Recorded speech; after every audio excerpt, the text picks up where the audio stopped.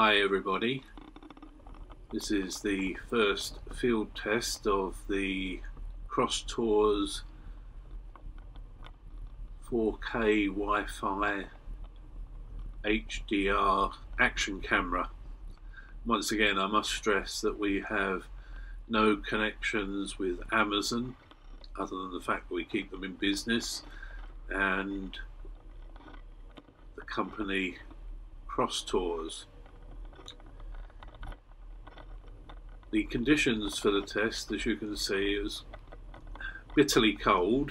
Well, you can't see that, but I can assure you it was bitterly cold, and there was quite a mist, and I think that contributed to the exposure problems that you can see on the camera, but we'll work on that to see what we can do about that. Another problem was the fact you can see it's date stamped. We've worked out how to take that off now, so that won't be a problem in the future. Here you can see how the fish eye lens sometimes distorts the edges. The other thing was the sound, as you can hear, and I've only left it on for the first part of the video.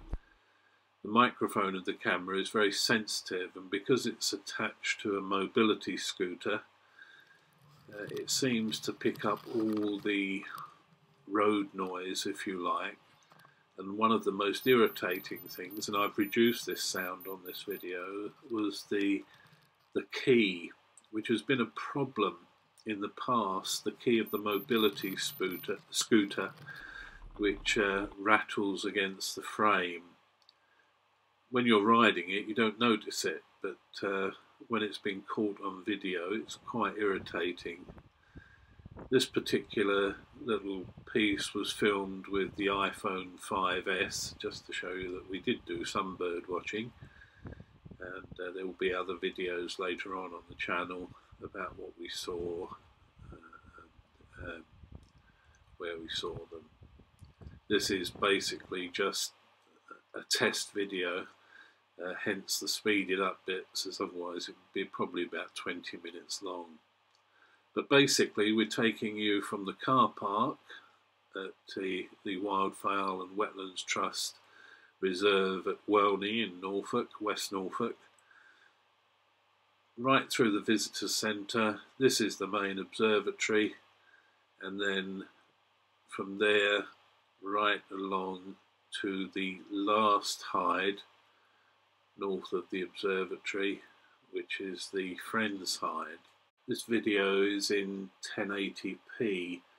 Another small problem that we had is we couldn't get it to film in 4K, and I think that was because the micro SD card that we had in it just wasn't fast enough, and I think the camera restricted us to 1080p for that reason. But we do have an order in, keeping Amazon in business, for the required SD card, so hopefully we can resolve that one when we put the micro SD card in it. It seems to be a good camera, and one of the things that I like about it is that I can use my iPhone as a viewfinder. And the way that I did it in this was that you connect to it by Wi-Fi. It has its own Wi-Fi on it, which is quite easy to do, actually. It's not too complicated. If we can manage it, anybody can. And it did make the control of it quite easy. And the way I just had the iPhone on the dashboard of the or not the dashboard, the handlebars of the mobility scooter to see what I was filming. And so it was quite easy to operate through the iPhone, and I understand it does have an Android app for it as well if you have an Android phone. It's certainly a very attractive camera, and everything seems to be functioning okay. We stopped here because we thought we saw a stone chat, but it turned out to be a robin, and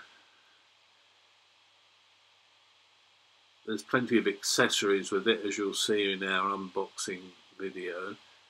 I don't think we've quite got the setting of how it sits on the mobility scooter quite right. It was pointing a little bit off to the side. We probably work on that and see if we can get it looking more forward. And another thing that I'm not sure that we can do anything about is it really needs just to be a little bit higher. As you can see in some parts of the video, we're catching the rucksack, which is in the front basket on there. But again, we'll have a look at that and see what we can do about that. Anyway, thanks very much for watching. Bye for now, and we'll see you again soon.